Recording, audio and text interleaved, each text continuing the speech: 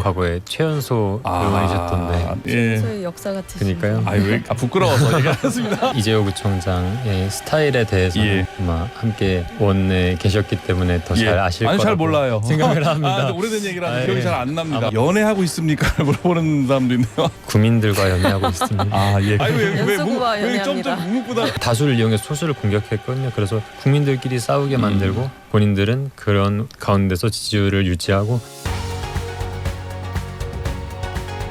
개마수 팬 90.7MHz 까칠한 시선 이도영입니다. 정치 초년생으로서의 경험과 연수구 현안에 대해서 이야기 나눠보겠습니다. 두 분 어서 오세요. 안녕하세요. 과거에 최연소 의원이셨던데. 부끄러워서 얘기하겠습니다. 심지어 연속으로 하셨던데요. 최연소의 역사 같으신. 그러니까요. 저희만 띄워주시고 그때. 워낙 또 20대이기도 하고 구현 처음 된 거잖아요. 네. 정치인 현실 정치에 처음 발을 담그게 된 건데요. 어떻습니까? 여러 가지로 녹록치는 않다는 게 현실인 것 같습니다. 다만 어떤 또래에 있어서 굉장히 많은 것들을 배우는 것도 맞고요. 그리고 또 정말 청년 정치만 할 수 있는 그런 것과 또 한계성에 대해서 명확하게 좀 배웠던 인연이 아닌가 그렇게 생각을 합니다. 앞으로 우리 정치가 어떤 식으로 발전하면 좋을까라는 그런 고민도 많이 하게 되는 것 같습니다. 사실 지금 광역의회에 대한 의정비가요. 인천시의회에서도 한 6천 초반 정도 수준으로 하면서도 상당히 적다. 늘려야 된다. 이번에 지금 의정비 인상을 지금 추진하고 있습니다. 의원님 대접을 받으니까는 어떻습니까? 초반엔 좀 낯설었고요. 낯설었습니까? 대접을 받는다고 생각하지 않습니다. 서로의 할 일을 하는 거라고 생각을 하고 위세를 가시한다거나 이런 거는 전혀 있을 수 없는 일이고 그렇게 하고 싶지도 않고요. 그런데 그럼에도 불구하고 일부가 갑질을 하거나 그게 취해서 또 함부로 하는 사람도 있었을 거 아니에요. 박민호님. 그런 것에 심취하는 순간 정말 그거는 잘못된 길로 가게 된다고 생각을 하기 때문에 뭐 정치인으로서도 그렇지만 청년으로서 그런 것들을 잘못하게 되는 순간 저희는 어떤 청년 정치를 꿈꾸는 꿈나무들에게 있어서 잘못된 선례를 남김으로써 그들의 기회를 줄 수도 있지 않을까. 그래서 저희가 그런 거에 있어서 가장 항상 겸손하는 것이 좋지 않을까 그렇게 생각합니다.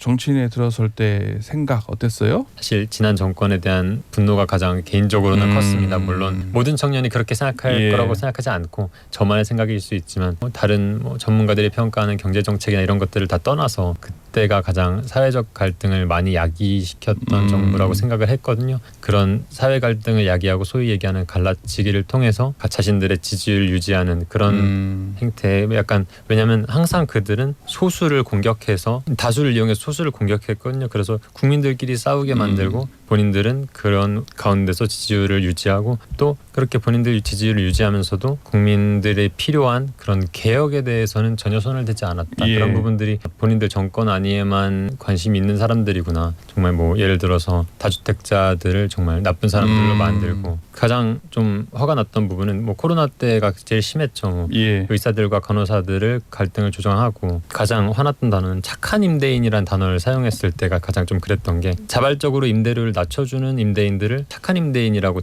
정부에서 명명을 했어요. 그렇다면은 그러면 다른 임대인들은 어떻게 되는 건지 그런 예시를 하나 드는 건데 아무튼 그런 부분에 있어서 우리가 침묵하고 있으면 안 되겠다라는 생각에 좀 정치에 관심을 가졌던 것이 사실입니다. 정보위원님 자신만의 정치 철학 뭐가 있을까요? 미래를 준비하고 기획하는 것, 위기에 적절히 대응하는 것, 그리고 마지막으로 사회에 만연한 격차와 불안을 완화시키는 것이라고 생각합니다. 첫 번째 열정, 두 번째 책임의식, 세 번째 균형적 판단입니다. 근데 저는 여기에 한 가지 더 더해서 공감 능력까지 갖춘 정치인이 되고 싶습니다. 막스 베버에다가 플러스 원을 하나 시켰군요. 박민호 의원님 정치 철학 뭡니까? 저는 자꾸 안 좋은 얘기만 하게 되는 것 같은데 부정적인 얘기만 하게 되는 것 같은데 제가 개인적으로 생각하는 철학은 그게 정치인이든 그냥 일반 사회가 됐든 간에 누구든 아닌 건 아니라고 말할 수 있는 사회를 만드는 것이 저는 좋은 정치라고 생각합니다. 예시로 지난 탄핵 정국 때 어떤 연예인께서 대통령 앞으로 나와 이렇게 해서 굉장히 또 소신 발언이라고 국민들의 지지를 샀던 그런 적이 있는데 저는 솔직하게 말씀을 드리면 그 당시에 정말 지지율이 5% 이렇게 되는 정권에 대해서 비토를 하는 것이 과연 정말 소신 발언인가라는 생각을 하거든요. 오히려 그때 만약에 어떤 연예인이든 누구든 그 자리에서 우리는 중립적인 입장으로 바라봐야 합니다. 이런 식으로 얘기했다라면 대중의 반응이 어땠을까라고 생각을 해보면은 어떤 게 정말 소신 발언인지에 대해서 생각해보게 되고 그럴 때 있어서 정말 소신 있게 발언할 수 있는 누구든 간에 어디서든 간에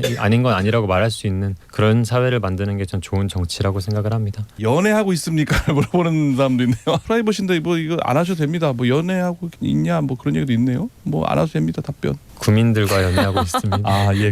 연수구와 왜 연애합니다. 점점 묵묵부다. 알겠습니다. 연수구를 소개한다면은 뭐 다른 지역구랑 비교를 하든지 뭐 연수구 의원을 하면서 느낀 점이라든지 연수구를 뭐 한마디 소개한다면 어떻게 소개할 수 있을까요? 이 연수구는 크게 세 가지로 파트로 나눌 수 있는데 구도심, 원도심, 신도심. 근데 이제 더 크게 보면은 이제 그냥 원도심과 신도심 이렇게 예. 구분할 수가 있습니다. 그래서 신도심은 대표적으로 다들 알 수 있는 송도 신도시. 그 외에 나머지 원도심 지역을 원도심 이렇게 말씀을 예. 하시는데 다들 근데 이제 계획도시 조성된 지 30년이 경과하면서 원도심이 매우 노후화되고 있습니다. 다양한 상황으로 주민들의 불편이 가중되고 있는 상황입니다. 여기는 원도심이고 여기 네. 또 신도심이잖아요. 네. 신도심 뭐 송도 얘기를 좀 한다면 어때요? 네, 이제 원도심 얘기를 해주셨으니까 예. 제가 조금 균형을 맞추면 예. 신도시 우리 송도 국제도시 같은 경우에는 정말 신생 도시죠. 뭐 20년 이제 막 되어가고 있고 이제 인구수도 계획 인구를 거의 다 채워가고 있는데 다만 가장 큰 현안은 교통이라고 생각을 합니다. 예. 인구수는 계속해서 늘어나거든요. 지금도 입주할 아파트들이 많이 남아 있고 한데 여전히 교통 인프라가 쉽지가 않아요. 이게 다 차량을 타시니까 주차 공간도 점점 부족하고 예. 이제 차 타고 나오시는데 이쪽에 지금 아암대로도 공사하고 인천대로도 공사하고 하니까 점점 더 병목 형상이 심해집니다. 근데 어떤 그런 교통 현안들이 해결되려면 아직도 5년에서 10년 가까이 남아 있거든요. 그런 뭐 계획했던 교통들이 다 인프라가 완성이 되려면은 그 사이에 인구수는 계속해서 늘어날 거고 정말 이 부분에 대해서 빠른 예. 해결책이 나오지 않는다면 저는 송도 분들이 다 떠나시지 않을까 그런 걱정이 좀 돼서 이런 예. 부분은 빨리 해결이 돼야 된다 생각하고 있습니다. 노후계획도시 정비특별법이 통과가 되면서 이제 선도지구를 지정해야 되는 시점이 이르렀는데 이제 그런 것들 그다음에 다양한 광역철도 막 GTX B노선, 그다음에 제2경인선, 인천 2호선 연장, 인천발 KTX 되게 많습니다. 이런 것들을 조성하는 것. 그다음에 주차난이 너무 심해서 주차할 공간이 없습니다. 사실 극심한 주차난 이런 것들에 의해서 주민들의 불편함이 심해지고 있어서 교육에 관련해서는 저는 의정활동 초기부터 계속해서 예. 목소리 낼 수 있는 부분은 최대한 목소리를 내려고 하고 있거든요. 왜냐하면 기초자치단체에서는 할 수 있는 부분이 굉장히 한계가 있다 보니까 이게 되게 좀 아이러니한 상황인데 인천뿐만 아니라 웬만한 원도심이나 약간 이제 기존 도시에서는 예. 학생들이 계속 사라져서 학교가 계속해서 문을 닫고 있습니다. 학생이 없어서 수업도 유지가 어렵고 한데 신도시는 인구가 계속 들어오다 보니까 계속 학교가 모자란 상황이거든요. 그래서 국가 입장에서도 참 난감한 게 어느 곳은 학교가 이제 학생이 없어서 예. 문을 닫아야 하는데 어느 곳은 또 학교를 새로 세워야 되는 게 굉장히 그런 부분이 좀 어려움이 있어 보입니다. 그래서 이 부분이 중간에서 좀 타협점이 잘 맞아야 되지 않을까. 그래서 송도의 교통과 교육 현안이 가장 크다. 제가 야당원이라서 그런 거일지는 몰라도 예. 뭐 구청장님을 비롯한 행정에서 가져야 될 태도, 그다음에 의원들을 비롯한 의회에서 가져야 될 태도, 그다음에 국민들께서는 어떤 자세로 우리 행정과 의회를 비판적 시간으로 예. 바라봐야 될지 이런 것들을 좀 이야기를 했었는데 의원님들께서 조금 불편하실 수도 있었겠지만 그래도 예. 많이 공감을 해주셨습니다. 그래서 왜냐하면 사실 초반부터 국민의힘이 한 석이 예. 더 많은 상황이어가지고 또 구청장도 국민의힘 이렇기 때문에 저희 민주당 입장에서는 조금 불리한 상황이었는데요. 그런 상황임에도 구청장님 경시? 예, 약간 그런 태도가 이런 있었습니다. 겁니까? 그래서 예. 조금 논란이 있었는데 예. 소통과 존중의 태도가 조금 부족하다라고 느꼈었고 그런 부분들을 여야 할 것 없이 구청장 근데 어찌 보면 리더잖아요. 예. 그런 것들 다 포용할 수 있는 그런 자세를 가져야 되지 않나 그런 부분이 부족해서 많이 아쉬웠습니다. 뭐 사실 이재호 구청장의 스타일에 대해서는 예. 아마 함께 원내에 계셨기 때문에 더 잘 아실 아니, 거라고 잘 몰라요. 생각을 합니다. 아, 오래된 얘기라서 아, 기억이 예. 잘 안 납니다. 아마 예. 기억을 해보시면 예, 뭐 기억이 10년 하실 전 텐데 얘기라서. 정보원 의원님께서 말씀하시는 부분에 대해서 충분히 공감도 하고요. 다만 예. 그래도 이 부분에 대해서는 국민들께서 아마 똑같이 외우실 수도 있을 만큼 많이 들었을 거라고 생각을 하는데 예. 결국 행정이 가져야 하는 가장 큰 기조는 결국 예. 효율적인 재정 운영이라고 생각을 합니다. 뭐 수치로도 증명이 됐다라고 생각을 하거든요. 작년에 이제 행안부에서 실시한 뭐 재정 건전성 평가에서 최우수 단체를 차지했을 만큼 지금까지는 높은 예. 점수를 주고 싶습니다. 연수구의 바란 점이라든지 앞으로 구의원으로서